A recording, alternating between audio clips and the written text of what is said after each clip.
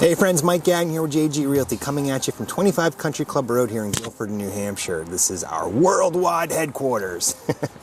Anyhow, I'm coming at you with our JG Realty Market Snapshot. So we're just going to look week over week. We're going to look and see how many new listings there were this week as opposed to last week. And we're also going to look at how many sold listings there were this week as opposed to last week. And finally, we'll look at the difference in average sales price this week versus last week.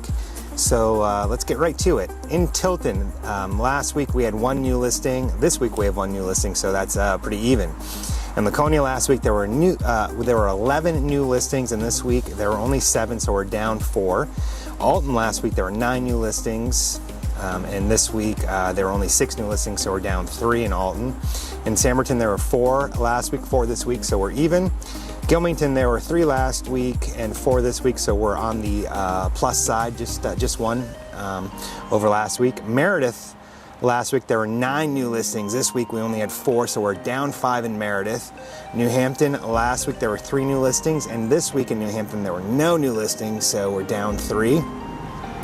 Guilford, last week there were 2 new listings, and this week we have 6, so 4 on the plus side for Guilford. Belmont, last week there were 2, this week we have 5, so 3 more listings in Belmont this week than there were last week. And Barnstead, last week we had just 1 new listing, and this week we have 4, so plus 3. In terms of our solds, last week in Tilton there were no closings. This week there was 1. Hooray! So we're plus 1 over in Tilton. Interestingly enough, Laconia last week there were 11 closings. This week there were 11 closings, so we're even. Alton last week there were 4 closings, and then this week there was only 1, so we're down 3. Samberton saw 2 closings last week and none this week, so down 2 over in Samberton. Gilmington last week saw 2 closings, and this week we saw 4, so plus 2 for the Gilmington market. Meredith, last week there were 7 closings, and this week there were only 5, so we're down 2 in Meredith.